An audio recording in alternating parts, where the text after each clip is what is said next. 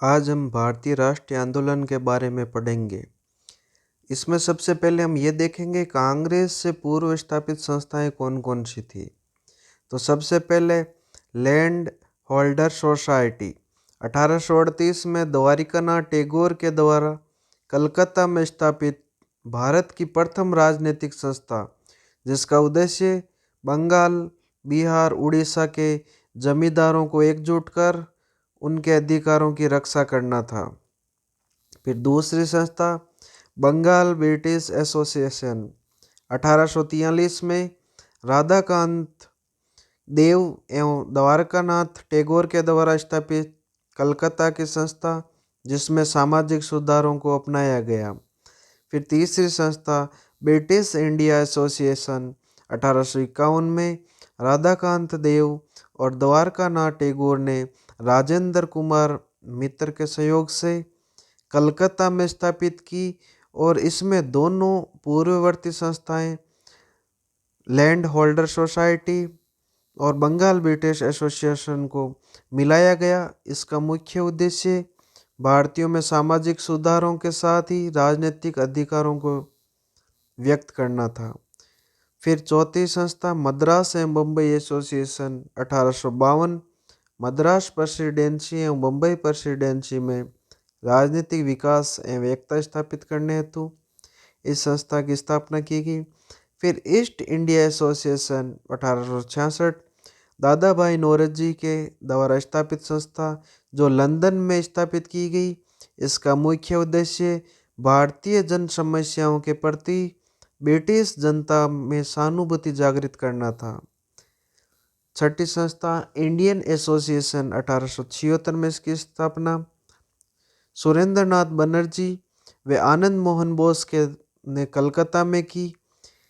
1883 में इसका प्रथम अखिल भारतीय सम्मेलन बम्बई में आयोजित किया गया, जिसे नेशनल कॉन्फ्रेंस कहा गया।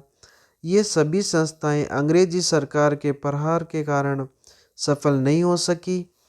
फिर भारतीय राष्ट्रीय कांग्रेस की स्थापना की गई। स्थान गोकुल भाई तेजपाल संस्कृत कॉलेज बम्बई में। संस्थापक सदस्य 72 थे। अध्यक्ष Vyomchandra Banerjee WC Banerjee, governor general lord Dufferin, Bharat सचिव उस टाइम लॉर्ड चर्चिल थे। और इस संस्था का नाम पहले भारतीय राष्ट्रीय संघ रखा गया। फिर दादा भाई नौरोजी USA से आए थे और वहाँ पर संसद को कांग्रेस कहा जाता था और उससे प्रभावित होकर इस संस्था का नाम दादा भाई नौरोजी के सलाह पर कांग्रेस रखा गया। कांग्रेस का अर्थ लोगों का समूह होता है। संस्थापक A.O. ह्यूम थे, यानी LM ऑक्टेवियम ह्यूम। ये ICS अधिकारी थे जो रिटायरमेंट हो गए और इनके द्वारा इस संस्था की स्थापना की गई। और क्यों की गई इसके बारे में कुछ सिद्धांत हैं। तो पहला सिद्धांत सुरक्षा वाल्व सिद्धांत ध्यान रखना। लाला लाजपत राय ने 1916 में अपने समाचार पत्र पंजाबी एवं न्यू इंडिया में सिद्धांत को स्पष्ट किया, जिसमें कांग्रेस को लॉर्ड डफरिन के दिमाग की उपज बताया और A.O. ह्यूम ने डफरिन के आदेश पर कांग्रेस की स्थापना की। इस टाइम भारतीय जनता के असंतोष को जानकर अंग्रेज सरकार को भारतीय जनता के विद्रोह से बचाना था। जैसे कुकर में प्रेशर बढ़ता है तो सीटी का काम होता है उसके प्रेशर को कम करना। तो जो नीचे तप लगता है उसको सरकार का, और जो कुकर का अंदर का वातावरण जिसकी तुलना जनता से की गई, और जो सिटी का काम था, जो प्रशासन काम था, इस सिद्धांत के आधार पर कहा गया कांग्रेस की स्थापना क्यों की गई, क्योंकि जो भारतीय जनता में अंग्रेज सरकार के विरुद्ध जो असंतोष था, उस असंतोष को यहाँ पर उस अपने मन की भड़ास निकालने की एक संस्था बताया गया है, जो भारतीय जनता से विद्रोह से बचाने का काम करेगी, ये कांग्रेस। तो सेकंड सिद्धांत है तड़ित चालक सिद्धांत। इस सिद्धांत को सबसे पहले पट्टामी सीतारामैया ने स्पष्ट किया और बताया कि भारतीयों द्वारा स्थापित संस्थाओं को जब अंग्रेज सरकार के पास प्रहार से बचाने के लिए भारतीय नेताओं ने अंग्रेज संस्थापक एओ ह्यूम के साथ सहयोग कर कांग्रेस में शामिल हुए और इनकी जड़ें मजबूत करी और 20 वर्ष बाद 1905 में बंग भंग आंदोलन चलाकर स्वराज्य की मांग की। इन्होंने तड़ी चालक का सिद्धांत दिया, जिस प्रकार जब बिजली गिरती है तो जो तड़िक चालक होता है वो बिजली गिरने से वो उस बिजली को ज़मीन में पहुंचा देता है और वो जो मकान होता है उसको सुरक्षित कर देता है। तो इसी सिद्धांत को इस पटाभी सीतारामैया ने माना कि जो ये कांग्रेस है, इससे पहले जो भी संस्थाएं बनी थी वो अंग्रेजी सरकार के प्रहार से बच नहीं पाई, जिसके कारण भारतीय नेता ने जो अंग्रेज संस्थापक बनाकर अंग्रेज अधिकारी को तड़ी चालक का काम करवाया और इस संस्था को बचाकर 20 वर्षों में इस मजबूत किया। और इसकी जड़ें मजबूत होने के बाद में 1905 में जो बंग भंग आंदोलन चलाकर स्वराज्य की मांग रखी। फिर कांग्रेस के जो अधिवेशन होते थे, वार्षिक अधिवेशन, ये 28 दिसंबर से 31 दिसंबर के मध्य होते थे। पहला अधिवेशन 28 दिसंबर 1885 बम्बई में हुआ और इसकी अध्यक्षता WC बनर्जी, व्योमचंद्र बनर्जी द्वारा की गई और ये हिंदू थे। 1886 में इसका वार्षिक अधिवेशन कलकत्ता में हुआ, जिसकी अध्यक्षता दादा भाई नौरोजी ने की, ये पारसी थे। फिर 1887 में इसकी वार्षिक अधिवेशन मद्रास में हुआ, जिसकी अध्यक्षता बदरुद्दीन तैयब जी ने की, ये मुस्लिम थे। फिर 1888 की इलाहाबाद में कांग्रेस के वार्षिक अधिवेशन की अध्यक्षता जॉर्ज यूल ने की, ये ईसाई थे। फिर कांग्रेस के चरण देखेंगे हम 3 चरण में। पहला चरण उदारवादी चरण 1885 से 1905 का, जिनको नरमपंथी कहा जाता है। सेकंड चरण में उग्रवादी चरण है, गर्मपंथी कहा जाता है, 1905 से 1919 का। फिर तीसरा चरण आएगा गांधीवादी चरण, जिसमें राष्ट्रीय आंदोलन का चरण कहा जाता है, 1919 से 1947 तक। प्रथम चरण उदारवादी चरण 1885 से 1905। इस समय उपलब्धियां क्या क्या रही कांग्रेस की, उनके बारे में जानेंगे। एक उपलब्धि रही लोक सेवा आयोग का गठन। कांग्रेस की मांग के बाद में 1886 में भारतीय सिविल सर्विसेज में चयन करने के लिए एक लोक सेवा आयोग का गठन लंदन में किया गया।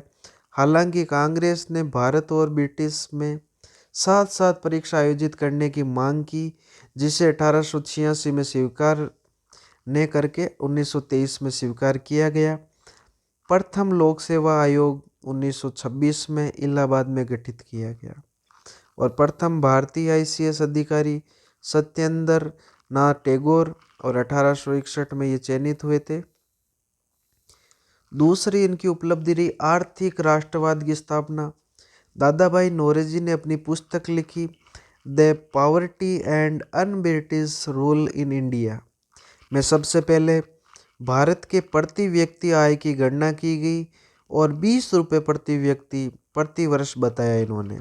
इसी पुस्तक में अंग्रेजों के शोषण को स्पष्ट करते हुए इससे लूट नाम दिया गया, जो अंग्रेज सरकार भारी भरकम वेतनों, राजाओं को हराकर हरजानाओं द्वारा उपहारों से और व्यापारिक शोषण, राजस्व लूट, ब्रिटिश पूंजी का भारी ब्याज एवं शिल्पकार एवं दस्तकारों को संविदा कर लूटना जैसे तरीकों से ये भारतीय धन का लगातार इंग्लैंड भेजा जाता था, जिसके बदले में भारत को कुछ भी प्राप्त नहीं होता था।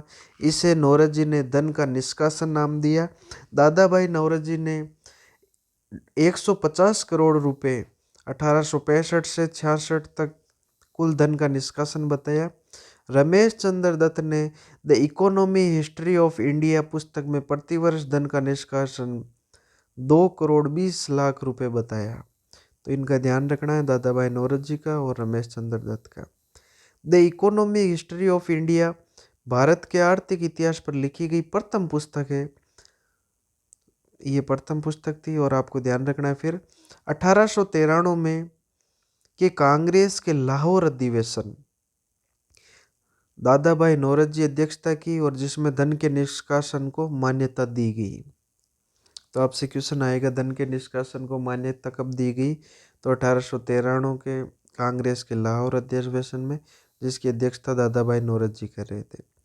गोपाल कृष्ण गोखले के द्वारा धन के निष्कासन को गवर्नर जनरल की असेंबली में बहस के लिए मुद्दा बनाया गया और भारतीय शोषण को रोकने की मांग की गई। इस मांग के बाद सरकार को भारतीय खर्चा और व्यय की जांच हेतु वेलवाई आयोग का गठन 1899 में करना पड़ा। तो आपको ध्यान रखना है कि जो भारतीय खर्चों एवं व्यय की जांच हेतु वेलवाई आयोग का गठन किया गया।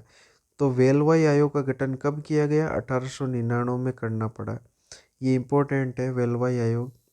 गोपाल कृष्ण गोखले को अंग्रेजी शासन में विपक्ष का नेता कहा जाता था। गांधी जी के गुरु हैं गोपाल कृष्ण गोखले, इनको अंग्रेजी शासन में विपक्ष का नेता कहा जाता था। कांग्रेस का इंग्लैंड में जनमत बनाने के लिए विलियम डिग्बी के नेतृत्व में British committee on the Indian national Congress की स्थापना 1887 लंदन में की गई। फिर 1899 में दादा भाई नौरोजी के नेतृत्व में लंदन में भारतीय सुधार समिति की स्थापना की गई। तो इन दोनों संस्थाओं को आपको इम्पोर्टेंट ध्यान रखना है। फिर यहाँ पर एक नोट करके एक बात ध्यान रखनी है कि जो कांग्रेस की स्थापना के समय अंग्रेज सरकार ने सकारात्मक रुख अपनाया था। 1886 के कलकत्ता अधिवेशन के समय गवर्नर जनरल लॉर्ड डफरिन ने कांग्रेसी नेताओं को सरकारी मेहमान के तौर पर अपनाया, परंतु 1888 के बाद सरकार कांग्रेस से नाराज हो गई और डफरिन ने कहा कि कांग्रेस अल्पसंख्यकों का प्रतिनिधित्व करने वाला दल है। तो स्टेटमेंट पूछा जाता है कि कांग्रेस अल्पसंख्यकों का प्रतिनिधित्व करने वाला दल है, ये किसने कहा? तो डफरिन ने कहा। और नरमपंथी युग के नेता कौन कौन थे? तो डायरेक्ट आपसे क्वेश्चन आएगा, निम्न में से कौन सा नरमपंथी नेता है या कौन सा नहीं है? तो आपको ध्यान रखना है, एक तो सुरेंद्र नाथ बनर्जी, दादा भाई नौरोजी, गोपाल कृष्ण गोखले, रमेश चंद्र दत्त, व्योम चंद्र बनर्जी, फिरोज शाह मेहता, बदरुद्दीन तैयब और दिनेश वाचा, ये नरमपंथी नेता है। इनके बाद में सेकंड चरण यानी उग्रवादी, जिनको गर्मपंथी कहा जाता है, 1905 से 1919 के बीच में सेकंड चरण होता है स्टार्ट। उग्रवाद का उदय होने के कारण क्या रहे? तो पहला कारण तो रहा सरकारी नीतियाँ। 20 वर्षों में कांग्रेसी प्रस्तावों को सरकार ने अनदेखा किया, अतः कांग्रेसी नेताओं का उदारवादी तरीकों से मोहभंग हो गया। तो एक तो कांग्रेस के जो प्रस्ताव थे, इनको अंग्रेज सरकार का अनदेखा करना। तिलक ने कहा कि वर्ष में एक बार मेंढक की तरह टहरने से कुछ नहीं प्राप्त होगा। तो ये किसका स्टेटमेंट है कि वर्ष में एक बार मेंढक की तरह टहरने से कुछ प्राप्त नहीं होगा? ये तिलक का स्टेटमेंट है। फिर विपिन चंद्र पाल ने क्या कहा कि कांग्रेस एक याचना संस्था बन गई है। और अरविंद घोष ने एक पुस्तक न्यू लैम्प्स फॉर ओल्ड प्रकाशित कर उदारवादी नेताओं को संघर्ष का एक नया रास्ता दिखाया। तो इस पुस्तक को इम्पोर्टेंट ध्यान रखना, न्यू लैम्प्स फॉर ओल्ड, ये किसकी पुस्तक है? अरविंद घोष की पुस्तक है। फिर दूसरा कारण रहा उग्रवादी होने का अंतर्राष्ट्रीय स्थिति का प्रभाव। इस समय एशिया के छोटे से देश जापान ने जब यूरोप के बड़े एवं शक्तिशाली देश रूस को 1905 में पराजित किया, तो भारतीयों को प्रेरणा मिली और उग्र विचार का प्रसार हुआ। और इस समय इटली और जर्मनी की एकीकरण एवं उत्थान ने उग्रवादी नेताओं को प्रेरणा दी, जिनमें इटली के मजनी और गैरिबाल्डी एवं जर्मनी के बिस्मार्क ने अधिक प्रभावित किया।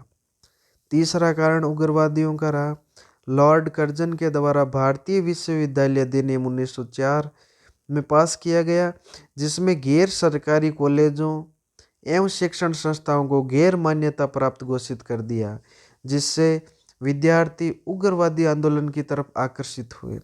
चौथा कारण सरकारी शोषण एवं दमन तथा विभाजन की नीतियों ने उग्रवाद का विकास किया। इस समय बड़े बड़े अकाल, महामारियां के कारण बड़ी संख्या में लोगों की मृत्यु हुई, इसके लिए सरकार भी जिम्मेदार थी।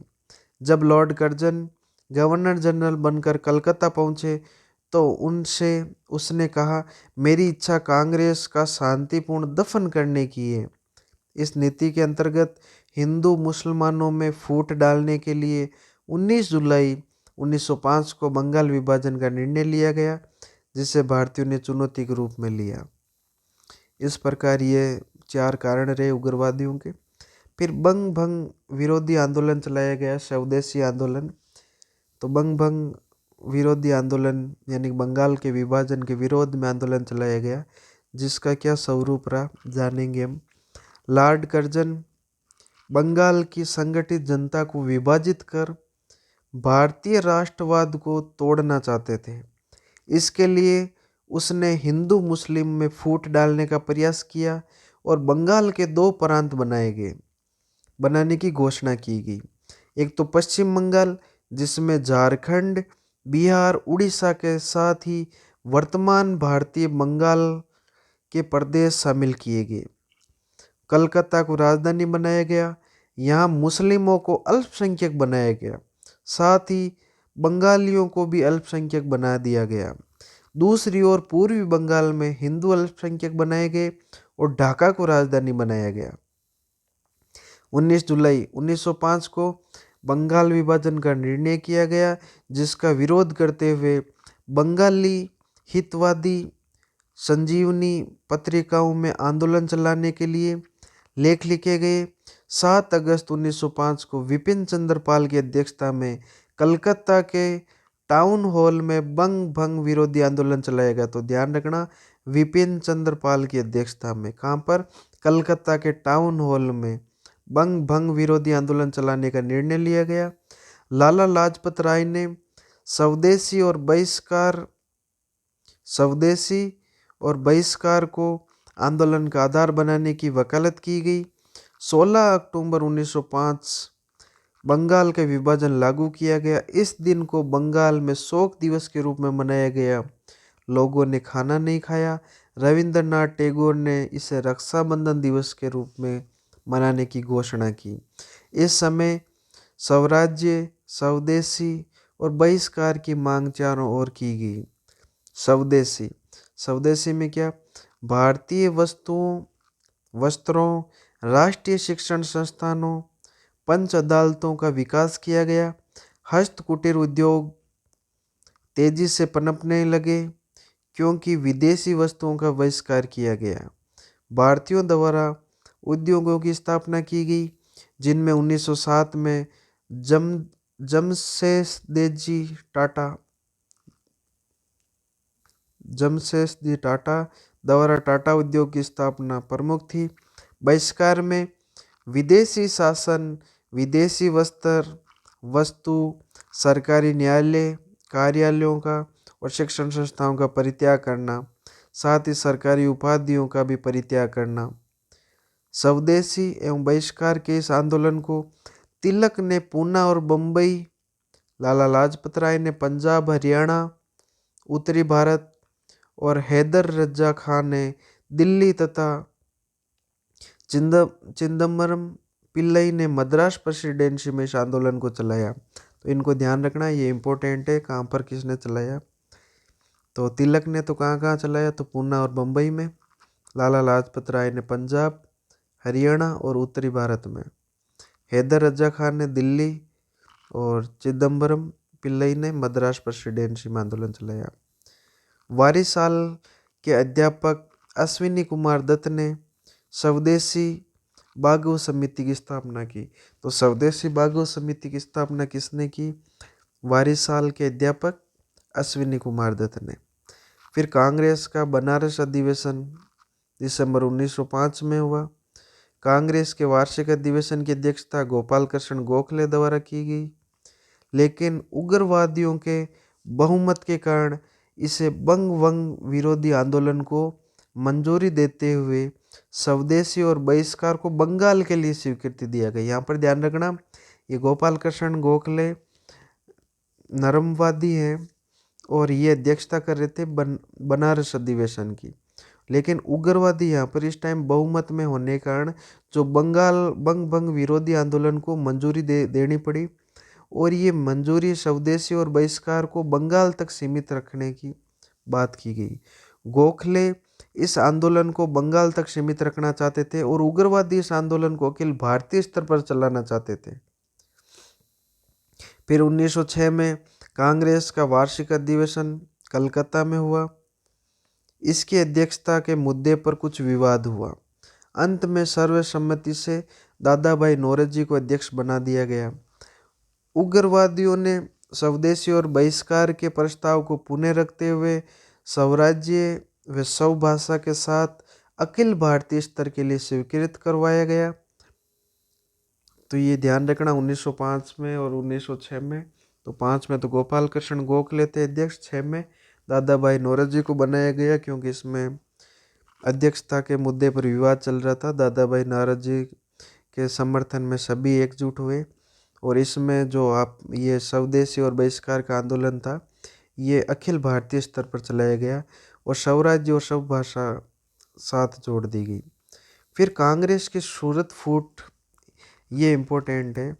इसमें क्या हुआ, कलकत्ता अधिवेशन 1906 में तय किया गया था कि जो अगला 1907 का अधिवेशन है ये नागपुर में होना तय किया था, लेकिन गोखले कांग्रेस के उस टाइम सचिव थे, जिसके कारण इस अधिवेशन स्थल को नागपुर से बदलकर सूरत गुजरात कर दिया गया। ये क्यों किया गया, क्योंकि यहाँ पर एक नियम था कि जहाँ पर वो अधिवेशन हो रहा है ना, वहाँ का व्यक्ति उसकी अध्यक्षता नहीं कर सकता। तो सूरत जो बम्बई प्रेसिडेंसी में आता था, नियमानुसार तिलक यहाँ की अध्यक्षता नहीं कर सकते क्योंकि तिलक वहीं के थे। तो इस कारण उग्रवादियों ने अध्यक्षता के मुद्दे पर बहिष्कार किया और उदारवादियों ने राज बिहारी घोष को अध्यक्ष बना दिया और इसी मुद्दे पर दोनों में घमासान युद्ध हुआ और गोखले ने पुलिस बुलाई और उग्रवादियों को गिरफ्तार किया गया और गोखले की पहल पर उग्रवादियों को 6 साल के लिए कांग्रेस से निष्कासित किया गया। अब यहाँ पर जो उग्रवादी थे इनका बहिष्कार हो गया है। तो अब यहाँ पर जो इम्पोर्टेंट व्यक्ति आए हैं उनके बारे में पढ़ेंगे। काफ़ी बार नेशनल मूवमेंट में डायरेक्ट यहाँ से क्वेश्चन ना आकर उन व्यक्तियों के बारे में, पुस्तकों के बारे में क्वेश्चन आ जाते हैं। तो सबसे पहले बंकिम चंद्र चट्टोपाध्याय के बारे में पढ़ेंगे। इनका जन्म 1838 में हुआ और मृत्यु 1894 में हुई।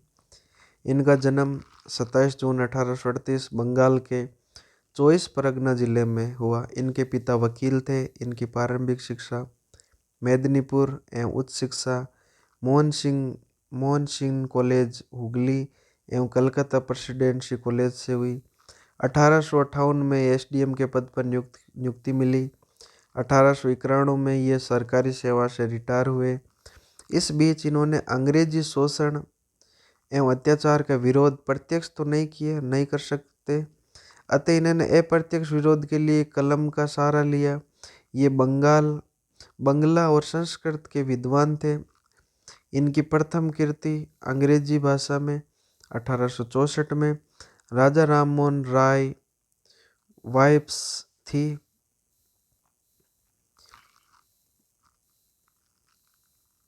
फिर अन्य इनकी जो बांग्ला भाषा में लिखी गई थी वो कौन कौन से ध्यान रखना है। दुर्गेश नंदिनी, कपाल कुंडला, मृणालिनी, विश्ववृक्ष, रजनी, चंद्रशेखर और आनंद मठ, ये इनकी रचनाएं हैं। आनंद मठ है ये सन्यासी विद्रोह पर आधारित प्रसिद्ध उपन्यास है, जिसमें अंग्रेजी अत्याचारों एवं शोषण के विरुद्ध गरीब ब्राह्मण संतों के बलिदान का विवरण मिलता है। इसी उपन्यास में लिखित है वंदे मातरम को इतनी प्रसिद्धि मिली कि इसे स्वयं टैगोर ने स्वरबद्ध किया और भारत का राष्ट्रगीत बनाया गया। देवी चौधरानी, कमला कांतर, सितारा, ये इनकी अंतिम कृति थी। फिर 1872 में बंकिम ने बंग दर्शन साप्ताहिक साहित्य का प्रकाशन शुरू किया। रविंद्रनाथ टैगोर ने अपना साहित्य लेखक इसी पत्रिका के साथ शुरू किया था। टैगोर बंकिम को अपना गुरु मानते थे और कहते थे राजा राम मोहन राय ने बंग साहित्य को और बंगाल भाषा को उभारा, वहीं बंकिम ने इससे प्रतिभा प्रभावित की। तो ये स्टेटमेंट ध्यान रखना टैगोर का है। और बंकिम के बारे में ये क्या कहते हैं कि इन्होंने उसमें प्रतिभा प्रभावित की। बंकिम की सभी रचनाओं में राष्ट्रवाद को जागृत किया गया है। बंकिम ने के उपन्यासों में नारी अंतर्वेदना को उभारा गया था तथा गरीबों और शोषितों को पात्र बनाया गया। इन्होंने उग्रवादियों का आध्यात्मिक पिता कहा जाता है। तो क्वेश्चन पूछा जा सकता है उग्रवादियों का आध्यात्मिक पिता किससे कहा जाता है, तो बंकिम को। इनकी मृत्यु 8 अप्रैल 1894 को कलकत्ता में हुई। कांग्रेस के लिए बंकिम ने कहा था ये पदों के भूखे लोगों की संस्था है। इम्पोर्टेंट स्टेटमेंट है, डायरेक्ट क्वेश्चन आता है कि कांग्रेस के लिए किसने कहा कि ये भूखे लोगों की संस्था है या पदों के भूखे लोगों की संस्था है, तो ये बंकिम के द्वारा दिया गया स्टेटमेंट है। फिर विपिन चंद्र पाल 1858 से 1932 के बीच में, 1858 में इनका जन्म हुआ, 1932 में इनकी मृत्यु हुई। 7 नवंबर 1858 को हबीगंज बांग्लादेश में इनका जन्म हुआ। पिता रामचंद्र पाल थे जो कलकत्ता के नामी वकील थे। इन्होंने कलकत्ता से वकालत की शिक्षा प्राप्त की और केशव चंद्र सेन के संपर्क में आकर ब्रह्म समाजी बने। लेकिन जब केशव ने अपनी अल्पायु पुत्री का बाल विवाह किया तो केशव से अलग होकर ब्रह्म समाज की स्थापना की इन्होंने। ये समाज सुधारक थे। इन्होंने कार्य से सुधार पर बल दिया और उपदेशों से सुधार का विद्रोह किया और स्वयं एक विधवा से विवाह किया। ये समाज सुधारक थे। इन्होंने कार्य से सुधार पर बल दिया कि कार्य करके सुधार पर बल दो। जो उपदेश से सुधार के ये विरोध किया इन्होंने कि उपदेश से सुधार नहीं आने वाला है। और इन्होंने स्वयं एक विधवा से विवाह किया, ये ध्यान रखना है। 1886 में कांग्रेस के सदस्य बने। इन्होंने अंग्रेजी शोषण के विरुद्ध जनमत तैयार किया और कहा कि चाय, जूट, रेल के क्षेत्र में अंग्रेजी पूंजी निवेश भारत के शोषण का बढ़ाएगा। इन्होंने लंकाशायर एवं मैनचेस्टर के वस्त्रों के आयात का विरोध किया और भारतीय उद्योगों की स्थापना पर बल। इनकी पहली पुस्तक भारत की आत्मा यानी कि द सोल ऑफ इंडिया। फिर इनकी एक पुस्तक द स्प्रिंग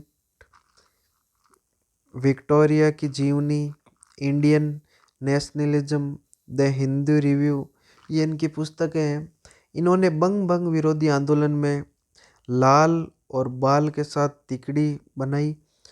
सूरत विभाजन के बाद इन्हें जो कांग्रेस से निष्कासित किया गया। अरविंद घोष के विरुद्ध जब इन्हें गवाही देने से मना किया तो इन्हें मद्रास की जेल में रखा गया था। तो ध्यान रखना, ये इम्पोर्टेंट बात है। 1909 के मॉर्ले मिंटो और 1919 के मॉन्टेग्यू चेम्सफोर्ड सिद्धार्थ का समर्थन किया और ये गांधी जी का इस टाइम विरोध किया। इन्होंने सक्रिय राजनीति से संन्यास लेकर पारिवारिक जीवन बिताया और 1932 में इनकी मृत्यु हो गई। फिर मुस्लिम लीग की स्थापना देखेंगे। 1 अक्टूबर 1906 को सर आगा खां के नेतृत्व में मुस्लिमों का एक प्रतिनिधित्व मंडल गवर्नर जनरल लॉर्ड मिंटो से शिमला में मिलता है और केंद्रीय असेंबली और प्रांतीय असेंबली और स्थानीय निकायों में मुस्लिमों के लिए पृथक से प्रतिनिधित्व की मांग की। मिंटो के सुझाव पर ढाका में 30 दिसंबर 1906 को मुस्लिम लीग की स्थापना की गई, जिसके संस्थापक अध्यक्ष ढाका के नवाब सलीम उल्लाह खां तथा प्रथम अध्यक्ष मोहसिन उल मुल्क मुश्ताक थे। तो ये ध्यान रखना मुस्लिम लीग की स्थापना कब की गई और प्रथम अध्यक्ष कौन थे। तो 30 दिसंबर 1906 को स्थापना की गई और इसके प्रथम अध्यक्ष मोहसिन उल मुश्ताक थे।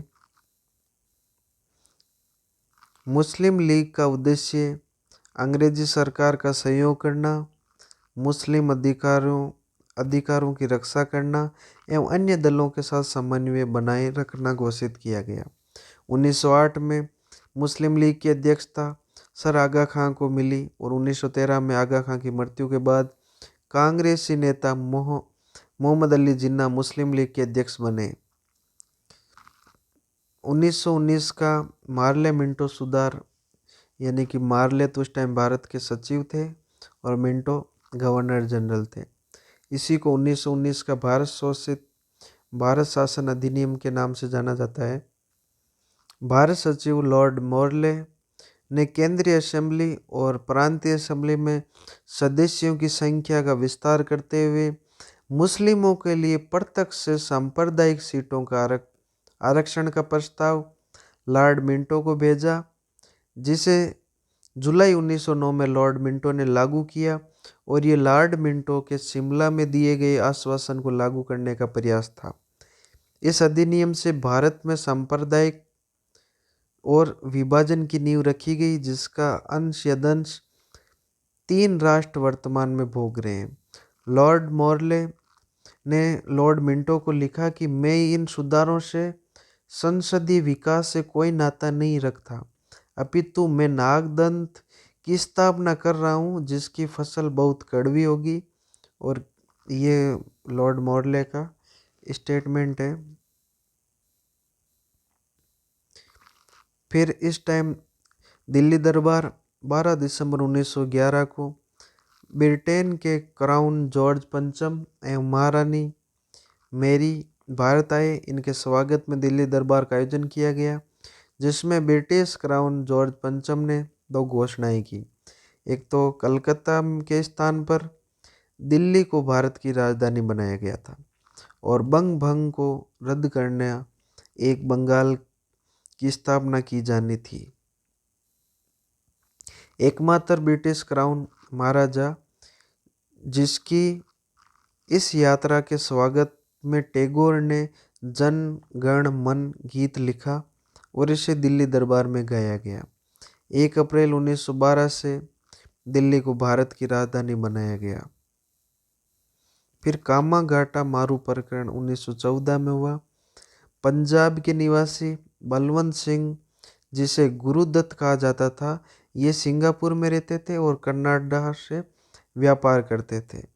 पंजाबी लोगों की प्रार्थना पर गुरुदत्त ने एक जापानी जहाज कामाघाटा मारू किराए पर लेकर कनाडा की ओर रवाना हुए, लेकिन इसी बीच प्रथम विश्व युद्ध शुरू होने के कारण बंदरगाह पर भारतीय जहाज़ों को उतरना प्रतिबंधित कर दिया गया और फिर इनको वैंकूवर बंदरगाह पर पहुंच गए। इन यात्रियों को कनाडा सरकार ने वापस भारत की ओर भेजा। कनाडा में इन्हें उतारने के लिए वहाँ रे भगवान सिंह और सोन सिंह बकना ये शोर कमेटी का गठन किया, लेकिन सफलता इनको नहीं मिली। कलकत्ता पहुँचे यात्रियों को जब पुलिस ने गिरफ्तार किया तो उग्र यात्रियों ने विरोध किया। कुछ मुठभेड़ में मारे गए, शेष को जेल भेज दिया गया। फिर गदर आंदोलन। गदर उर्दू का शब्द है, जिसमें हिंदी में इसको विद्रोह कहते हैं। तो विदेशों में जो रह रहे भारतीय थे, इन्होंने 1857 के विद्रोह की तरह एक और गदर कर भारत को स्वतंत्र करने की योजना बनाई थी। मई 1913 में न्यू पोर्टलैंड यूएसए में हिंदी एसोसिएशन का गठन किया गया, जिसके अध्यक्ष सोन सिंह बकना व सचिव लाला हरदयाल थे। नवंबर 1913 में हिंदी एसोसिएशन का पुनर्गठन किया गया। इसका नाम हिंदी एसोसिएशन ऑफ अमेरिका रखा गया। विदेशों में रहने वाले भारतीयों में गदर के संदेश एवं एकजुटता के लिए एक पत्रिका का प्रकाशन अमेरिका के सैन फ्रांसिस्को से किया गया। इस पत्रिका का नाम गदर ऑफ इंडिया रखा गया। शीघ्र ही इसकी प्रतियां कनाडा, जर्मनी में प्रसिद्ध की गई और भारत जाकर विद्रोह कराने के लिए मोहम्मद बरकतुल्लाह एवं करतार सिंह साहब को भेजा गया। गदर नेता पंजाब में एकजुट हुए। बंगाल के क्रांतिकारी रास बिहारी बोस, यहाँ ध्यान रखना, रास बिहारी बोस को गदर का नेता बनाया गया और 21 फरवरी 1915 को गदर का दिन निर्धारित किया गया। लेकिन इससे पहले ही सीआईडी ने गदर योजना का भांडाफोड़ दिया और गदर के नेता गिरफ्तार किए गए। राज बिहारी बोस जापान चले गए। फिर इसके बाद में लॉर्ड हार्डिंग बम कांड हुआ। 23 दिसंबर 1912 को भारत के governor general lord Hardinge Calcutta से राजधानी परिवर्तन के बाद दिल्ली आए। इसके लिए एक जुलूस का आयोजन किया गया और भारतीय क्रांतिकारियों ने रास बिहारी बोस के नेतृत्व में बम डालने की योजना बनाई। दिल्ली के चांदनी चौक में बम डालने का कार्य मुकुंद सिंह प्रताप सिंह बारट को सौंपा गया। बम कांड में लॉर्ड हार्डिंग घायल हुए। क्रांतिकारियों पर दिल्ली षड्यंत्र केस चलाया गया। रास बिहारी बोस एवं जोरावर सिंह बारट पलायन कर गए और जीवन काल में ये कभी भी गिरफ्तार नहीं हुए। मुकुंद सिंह प्रताप सिंह को मृत्युदंड दिया गया। तो यहाँ पर आपको ध्यान रखना, एक तो अवध बिहारी बोस, अमीर चंद, बाल मुकुंद और बसंत कुमार, इनको फांसी दी गई थी। फिर एक इम्पोर्टेंट और होम रूल लीग आंदोलन 1916 में स्टार्ट हुआ। तो ये इम्पोर्टेंट है, इसको भी आपको ध्यान रखना है। इसको दो पार्टों में ध्यान रखना है। एक तो ये एनी बेसेंट जो आयरलैंड से थी और एक तिलक, इन दोनों के द्वारा चलाया गया था अलग अलग डेट को। जो एनी बेसेंट थी, इन्होंने सितंबर 1916 को चलाया था। पहले तिलक ने 28 अप्रैल 1916 को होम रूलिंग आंदोलन की शुरुआत की। तिलक वाले के तो अध्यक्ष जोसेफ बेपिस्टा थे और इधर एनी बेसेंट स्वयं थी अध्यक्ष। जो तिलक वाला होम रूल आंदोलन था, इसके सचिव एनसी केलकर थे और जो ये एनी बेसेंट वाला था, इसके जॉर्ज एरुडेल थे। जो ये तिलक वाला होम रूल आंदोलन किन किन प्रांतों में था, तो कर्नाटक, मध्य प्रदेश, बम्बई, बरार में था। जबकि ये एनी बेसेंट वाला इन 4 प्रांतों को छोड़कर शेष भारत में था। प्रारंभ तिलक ने होम रूल आंदोलन बेलगांव कर्नाटक से प्रारंभ किया, जबकि एनी बेसेंट ने आईडीआर मद्रास से किया। तिलक वाले 4 शाखाओं में था होम रूल आंदोलन, एनी बेसेंट वाला 200 शाखाएं थी। इनका प्रकाशन तिलक के जो होम रूल आंदोलन था, ये मराठा केसरी में प्रकाशन हुआ इनका। और जो एनी बेसेंट वाला था, ये कॉमनवेल्थ और न्यू इंडिया इनके प्रकाशक हैं। कार्य तिलक के होम रूल आंदोलन में लाठी क्लब, अखाड़ा क्लब, भाषा के आधार पर राज्य बनाए जाने की बात की गई और भारत को स्वराज्य की बात की गई। तो ये तिलक के होम रूल के कार्य थे। एनी बेसेंट के सरकारी दमन एवं शोषण का प्रतिरोध, धरने प्रदर्शन किए गए और जनमत तैयार किया गया। प्रतिक्रिया क्या हुई, सितंबर 1916 को तिलक की गिरफ्तारी हो गई। और ध्यान रखना, जब गिरफ्तार हुए तिलक, तो उसके बाद में एनी बेसेंट का ये होम रूल आंदोलन सितंबर 1916 से स्टार्ट होता है। पहले तिलक ने 28 अप्रैल 1916 से सितंबर 1916 तक किया। फिर जब ये गिरफ्तार हो गए तो एनी बेसेंट सितंबर 1916 से होम रूल आंदोलन चलाते हैं। और इधर तिलक के समर्थक, इनके जो जब जेल हो गई थी, तो मोहम्मद अली जिन्ना के नेतृत्व में वकीलों की टीम ने मुकदमा लड़ा था। और एनी बेसेंट जब गिरफ्तार हुई जून 1917 में, इनको गिरफ्तार कर लिया गया था। तो भूलाभाई देसाई, तेजपाल सप्रू और एमएल नेहरू यानी कि मोतीलाल नेहरू की टीम ने मुकदमा लड़ा। तिलक की गिरफ्तारी के बाद मोहम्मद अली जिन्ना के नेतृत्व में वकीलों ने मुकदमा लड़ा और इनको रिहा किया गया। फिर इधर भूलाभाई देसाई के नेतृत्व में तेज बहादुर सप्रू, एमएल नेहरू की टीम ने मुकदमा लड़ा। रिहा नहीं किए जाने पर महात्मा गांधी ने कहा था कि 1000 सत्याग्रहियों के हस्ताक्षर युक्त जेल तोड़ने की धमकी दी गई। अतः सितंबर 1917 में एनी बेसेंट रिहा हुई। एनी बेसेंट के होम रूल लीग में मोतीलाल नेहरू, सी.आर. दास, जवाहरलाल नेहरू, भूलाभाई देसाई, तेज बहादुर सप्रू, सुरेंद्र नाथ बनर्जी, लाला लाजपत राय, मदन मोहन मालवीय और मोहम्मद अली जिन्ना शामिल थे। फिर जैसे ही ये रिहा होती है, देखो सितंबर 1917 में रिहा हुई और दिसंबर 1917 में जो कांग्रेस का कलकत्ता अधिवेशन था, इसकी अध्यक्षता एनी बेसेंट ने की और ये कांग्रेस की पहली महिला अध्यक्ष थी, ये ध्यान रखना। तो जैसे ही ये जेल से रिहा हुई और कांग्रेस की कलकत्ता अधिवेशन की अध्यक्षता की और पहली महिला अध्यक्ष बनी कांग्रेस की।